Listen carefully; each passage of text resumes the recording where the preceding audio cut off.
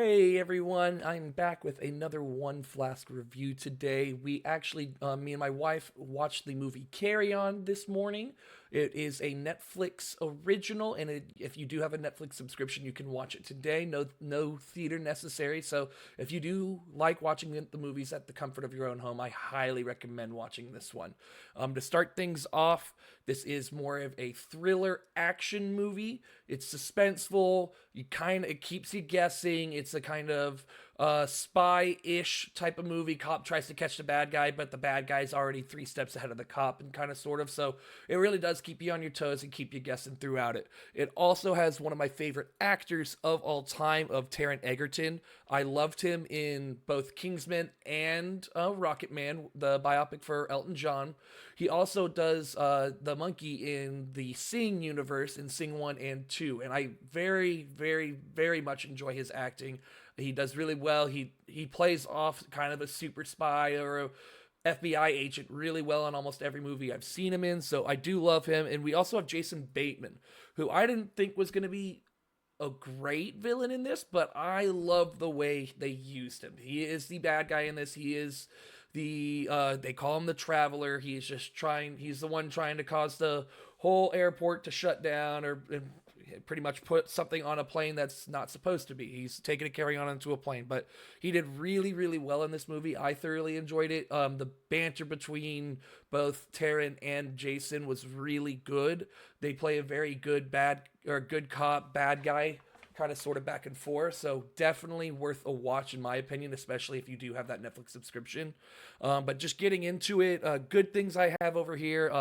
It had a great story. I actually really enjoyed it. It was gripping. Again, it kept me kind of focusing on a lot of the good parts. I mean, yes, it got slow here and there, but overall I think it keeps you pretty engaged, especially if you're like me trying to guess what's going to happen, or mystery style movies like that, mystery thrillers. It actually has, I thought it was really unique that this is about an airport terminal and just one carry-on bag, about what a TSA agent's going to do when a bad guy pops into his ear and says, "Hey, everything's going to go wrong unless you don't clear this bag through the airport." And so I think it's really unique seeing how kind of TSA works. It's all based in LAX. I believe it is shot in LAX too. You get to see a lot of the inner workings of like how TSA works as behind the scenes, where the bags go. It's really cool. It has some very cool visuals that I really enjoyed. It does keep you guessing. I didn't expect a lot of the plot twist it had in there through most of it. Right when you think everything's solved, obviously more things go wrong. And so I thought it was really cool. It was really good. I enjoyed it. They also had a really cool 3D printed gun, which makes a lot of sense because obviously a gun can't get through TSA like through the metal detectors, but there was a gun made out of total plastic, and that was a really unique thing of like how someone could sneak through. It's not the most realistic movie I've watched, but it wasn't very far fetched in my head. I was like, I guess I could see this happening. So I do thoroughly enjoy it. I do recommend it.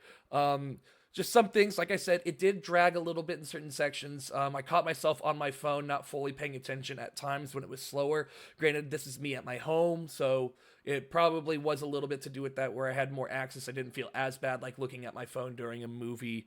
And another thing that's always kind of irked me, like you have these trained like hitmen, these trained killers or shooters, and they're missing shots all the time. Like there's probably 20 to 30 bullets fired throughout this movie, and very few actually even hit a target, which I understand. Obviously, if they hit them, the movie's over, blah, blah, blah. I get that.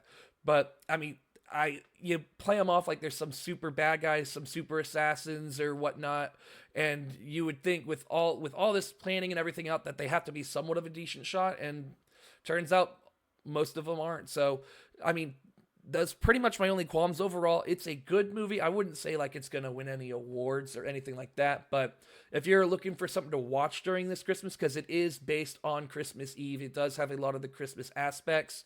That's really cool. Also, another really cool thing they have is there is a car chase scene that is, I think, really cool. It's unique.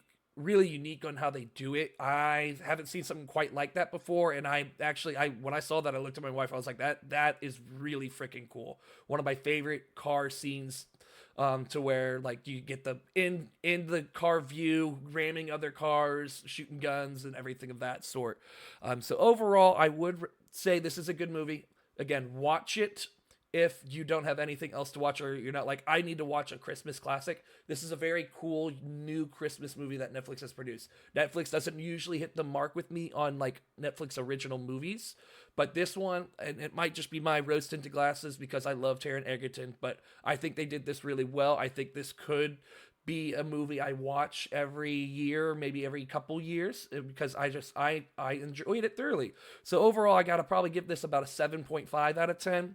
I think it did have stuff to improve on. It was not gonna break any, like, I didn't come out of it being like, oh my gosh, I have to see it immediately again. I have to tell this to everyone.